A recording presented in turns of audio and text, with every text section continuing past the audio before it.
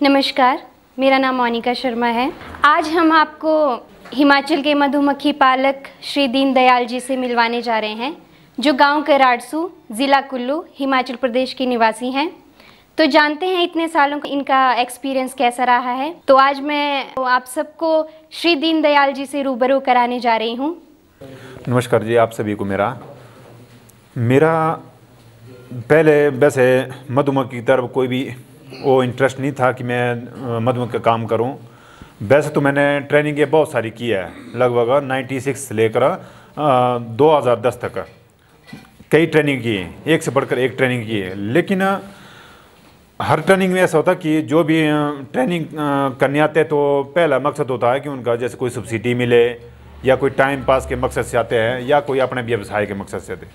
ठीक है, तो लास्ट ट्रेनिंग जो मैंने की ये मैंने मधुमक्खी पालन में सेवबाग में स्थित डॉक्टर YS परमार यूनिवर्सिटी है, तो वहाँ पर की। ये भी मेरा ऐसा नहीं था कि मैंने व्यवसाय करना इसके ऊपर, तो मैं ऐसे टाइम पास कर ले गया था। ठीक है, 5 दिन की हमारी ट्रेनिंग थी। तो फिर वहाँ पर डॉक्टर JP शर्मा जी प्रभारी थे, तो उन्होंने मतलब जो हमारे आधुनिक मानगृह जो मिट्टी के जो बने हुए हैं, जिसे हम शून्य लागत मधुमक्खी पालन में कह सकते हैं, क्योंकि उनका फोकस था कि हर कोई पैसे बड़ा तो नहीं होता, क्योंकि किसी के पास पैसा होता है, किसी के पास नहीं होता है। तो उन्होंने जो है जीरो बजट बी कीपिंग के ऊपर जो है ज़्यादा जोर दिया था उस टाइम में। तो मैं भी काफ़ी इम्प्रेस हो उनके उस मडाइव को देख के। तो हालांकि उन्होंने जो है एक बॉक्स दिया था, मैं ट्रेनिंग के दौरान नाबार्ड वालों की इसमें फंडिंग थी। तो मेरा सौभाग्य ये रहा कि जो बॉक्स था वो अच्छे ढंग से चल पड़ा। मैंने क्या किया, उसके बाद जो है मड हाइव 8-10 बनाए।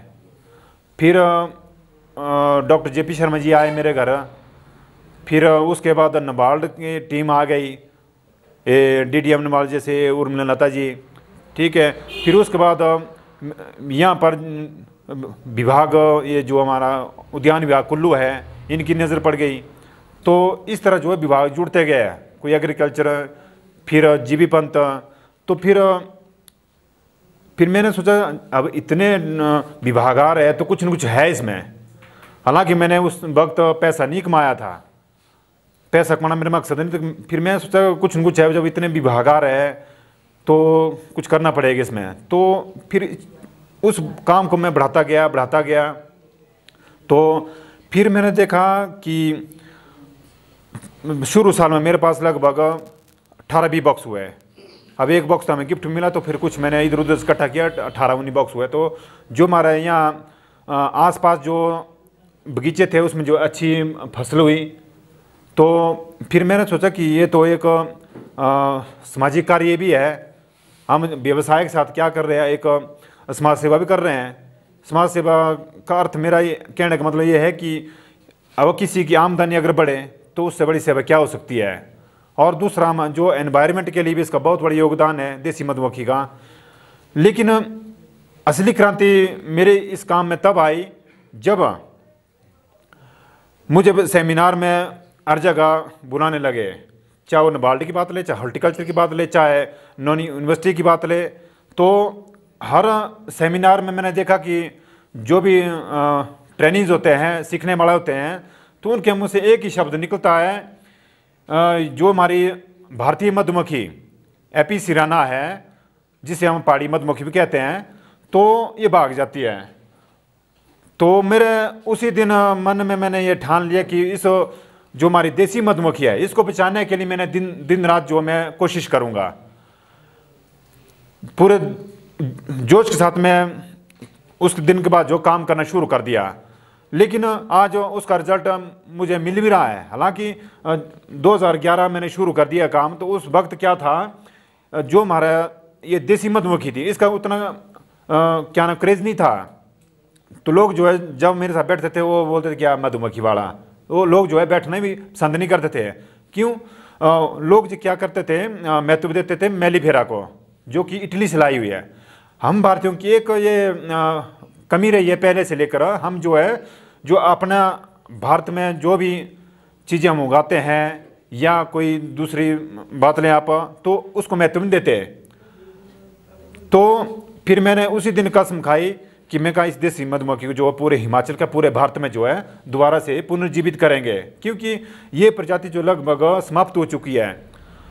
तो मैंने तो ये भी अंदाज़ा लगाया, जब से हमारा जो है गांव-गांव में सड़कें पहुंच गई, क्योंकि विकास भी ज़रूरी है, तो सड़कें पहुंचने से क्या हुआ, हमारे जो पुराने मकान थे लकड़ी के जो बने होते थे देसी मकान, तो लोगों ने क्या किया, पहला फोकस हमारा यही होता है कि उन मकानों को जड़ से उखाड़ के फेंक देते हम। तो जो हमारे बुजुर्गों ने, तो उन्होंने क्या होता है, अपने घरों में जो दीवारों में बॉल हाइप जिसे कहते हैं या मढ़ाम बोल सकते हैं आप, हर घर में मिलते थे वो 1962 से पहले। लेकिन 1962 से बाद क्या हुआ, उस तरफ हमारा ध्यान बिल्कुल ही बंद हो गया, खाली कहाँ चले गया हम, मैली फेर की तरफ। 62 के बाद वही आई। अब जितने भी शोध कार्य हुए आज तक 1962 वो जो देसी मधुमक्खी के ऊपर ही हुए पूरे भारतवर्ष में, एक हिमाचल में बात नहीं कर रहा मैं, पूरे भारतवर्ष में। लेकिन फिर मैंने सोचा अगर हम समय रहते, अगर नहीं जागे, तो आने वाले 10 वर्षों में जो हमारी जो लोकल बीज है, जो एपिसराना, ये जो समाप्त हो जाएगी। अब हमारे जंगल इतने दूर दूर है, हर जगह सड़कें नहीं पहुंचती हमारी, ठीक है। तो जैसे हमारे मैदानी क्षेत्रों से मधुमक्खी पालक आते हैं, तो वो जो है हमारे रोड के किनारे जो सड़कें हैं, तो उसके किनारे जो है अपनी फार्म लगाते हैं, ठीक है।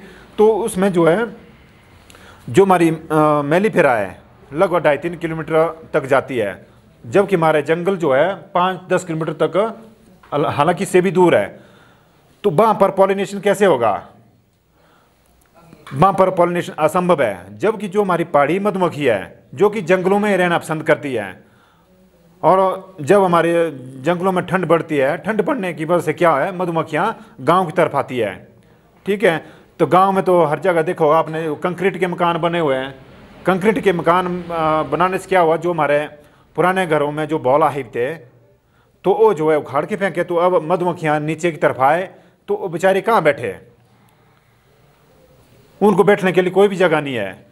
तो जब मैंने 2011 में शुरू किया, तो उस वक्त मेरे पास लगभग 15-20 थे। फिर उसके बाद मैं बढ़ाता गया अपने जो डब्बे वगैरह है। तो फिर बाद में क्या देखा मैंने कि जितनी भी मधुमक्खी आ रही है, तो जो है यहाँ डब्बे में जा रही है मेरे।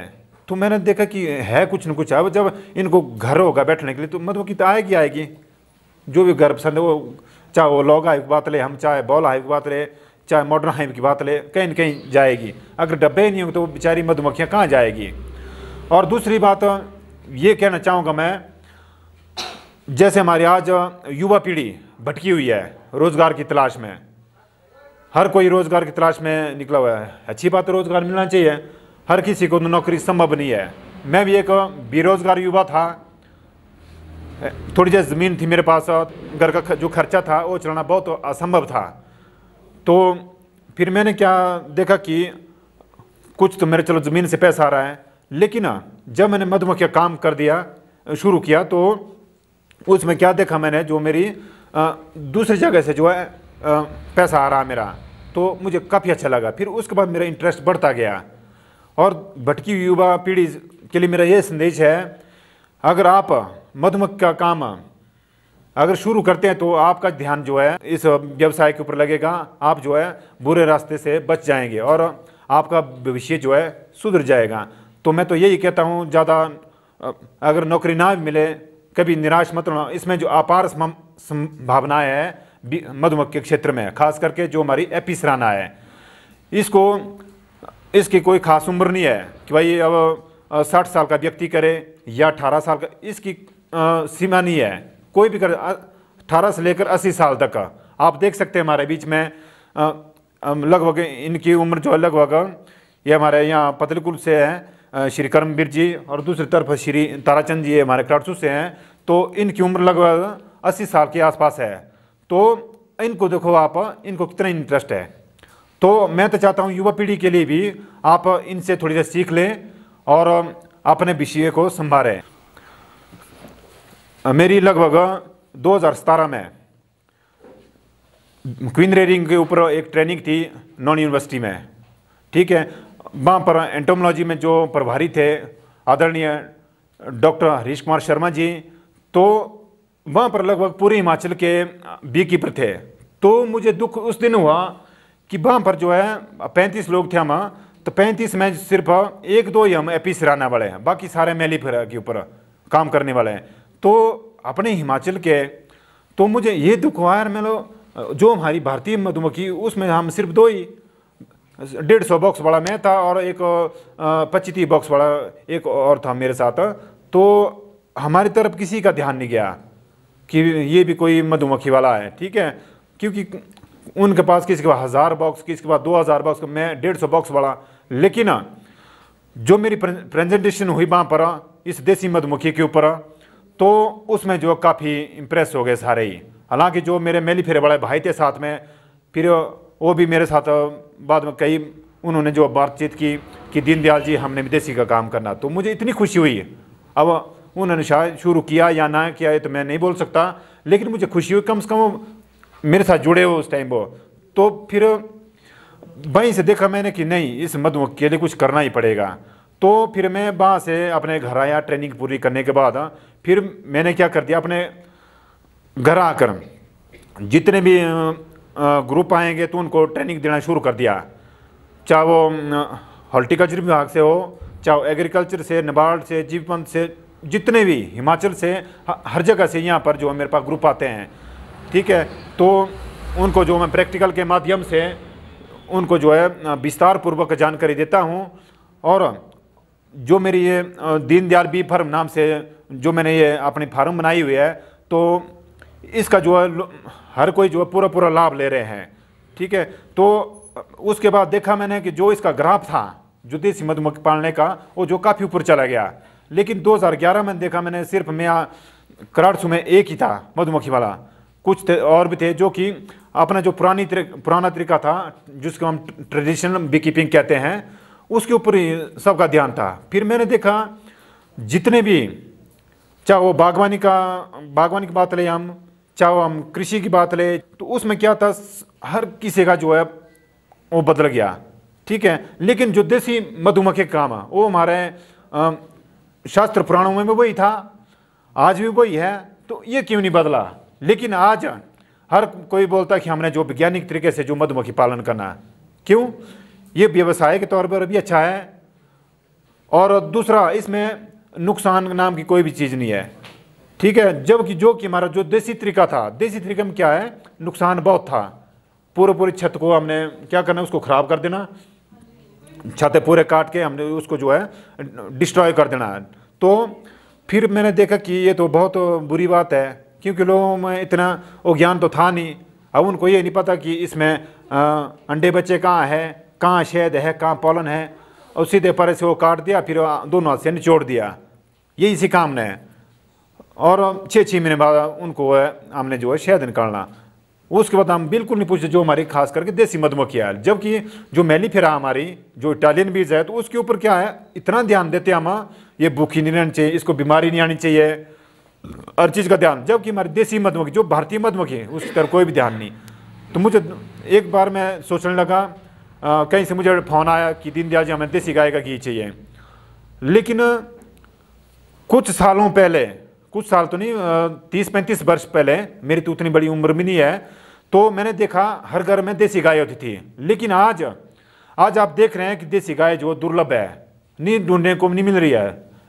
तो आज 0 बजट फार्मिंग की बात लें तो उसमें क्या है, सबसे पहले देसी गाय चाहिए उसके लिए, लेकिन वो ढूंढ के मिल नहीं पा रही है। लेकिन आज जो है 35-40 हज़ार रुपये खरीद के लेनी पड़ रही है वो, जबकि हमारे अपने घर में थी। और उसका जो गोबर था, जो गौमूत्र था, इतना लाभकारी था हमारी फसलों के लिए, हमारे हर चीज़ के लिए, तो जो कि आज लुप्त हो चुकी है। तो मैं तो यही चाहता हूँ कि जो हमारी देसी मधुमक्खी है कहीं इसके साथ भी ऐसा ना हो। श्रीमान, आप हमें बताइए कि व्यावसायिक तौर पर और इसमें क्या क्या संभावनाएं हैं? संभावनाएं तो इसमें बहुत सारी है। इसमें क्या है, सबसे पहले तो हमारा क्या फोकस रहता है कि शहद, हमने खाली से शहद लेना, लेकिन शहद के आगे जो बहुत कुछ है इसमें। जैसे हम बैक्स की बात लेते हैं हम, उससे भी हमारी आय हो सकती है। फिर पॉलन है, बी पॉलन, तो उससे भी प्रोपोलिस है, उससे भी हमारी आमदनी हो सकती है। तो मुख्य तुम्हारा ऐसा कि पॉलिनेशन। अब जब मैं पॉलिनेशन के लिए बॉक्सेस देता हूँ तो उसमें क्या है, 1000 रुपये मैं पर बॉक्स लेता हूँ। 15 से 20 दिन हमारा पॉलिनेशन का सीज़न चलता है, तो 1000 रुपये मेरा वहाँ से आ रहा है। और फिर उसके बाद शहद बेच कर, ठीक है, तो उसके बाद इन बॉक्सों को मैं सेल भी करता हूँ। प्रति बॉक्स जो मेरा लगभग 4000 से ऊपर रहता है। तो अगर आप 200 बॉक्स भी अगर एक साल में निकालते हैं तो लगभग आपकी इनकम जो है 8 से 9 लाख रुपए के आराम आसपास हो जाती है। फिर उसके बाद शहद भी होगा, फिर बीबैक्स भी होगा, फिर पॉलन है, फिर दूसरे इससे संबंधित जो भी सामान वगैरह है वो भी मैं मुहैया करवाता हूँ, ताकि जो कष्ट मैंने झेला हुआ है आज तक वो मैं चाहता हूँ कि जो हमारे हिमाचल प्रदेश के जितने भी मौन पालक भाई बहन हैं उनको ये दिक्कतों का सामना ना करना पड़े। उनको जो एक ही छत के नीचे, चाहे वो मधुमक्खी की बात लें, चाहे वो उससे संबंधित सामान की बात लें, चाहे वो शहद हो, जो सारा जो है मैं उपलब्ध करवाता हूँ। मैंने तो काफ़ी ठोकरें खाई है, हालांकि मैंने तो कई जगह तो ऐसे ऐसे नौबत आए कि क्योंकि उस टाइम 2011 में जब शुरू किया मैंने, उस टाइम क्या था कि लोग इसको नहीं बेचते थे, क्योंकि कई जगह तो मार के पूरी संभावनाएं बनी कि आपने दूसरी बार हमारे घर नहीं आना, ये बेचने के लिए नहीं रखी हमने, ठीक है। लेकिन धीरे धीरे मैंने इस काम को बढ़ाया। लेकिन आज चाहे हम निचले क्षेत्रों की बात लें, चाहे ऊंचाई वाले क्षेत्रों की बात लें, तो हर जगह जो है बोलते कि हमने जो है व्यावसायिक तौर पर जो है हमने इसको शुरू करना। काफ़ी जागरूक हो चुके लोग अब तो व्यावसायिक तौर पर जो है इसको काफ़ी महत्व दिया जा रहा है इस मधुमक्खी काम को। तो ज़्यादा न कहता हूँ मैं, आप सभी से यही विनती करता हूँ, दोनों हाथ जोड़ के, जो हमारी देसी मधुमक्खी है इसको बचाने में, चाहे वो युवा वर्ग है, चाहे हमारे बुज़ुर्ग है, तो सभी आ गया है, चाहे हमारी माँ बहनें हैं, तो सभी आ गया है, तभी हम इस देसी मधुमक्खी को बचा सकते हैं। तो दोस्तों, आज हमने आपको श्रीमान दीनदयाल जी से मिलवाया। उन्होंने मधुमक्खी से रिलेटेड सारी जानकारियाँ हमें बहुत अच्छे से सिखाई। तो आप हमारे साथ इसी तरह जुड़े रहिए और हमारे चैनल को लाइक, सब्सक्राइब और शेयर कीजिए। अगर आप हमारा ये वीडियो फेसबुक पर देख रहे हो तो प्लीज़ हमारा पेज ज़रूर लाइक कीजिए। धन्यवाद।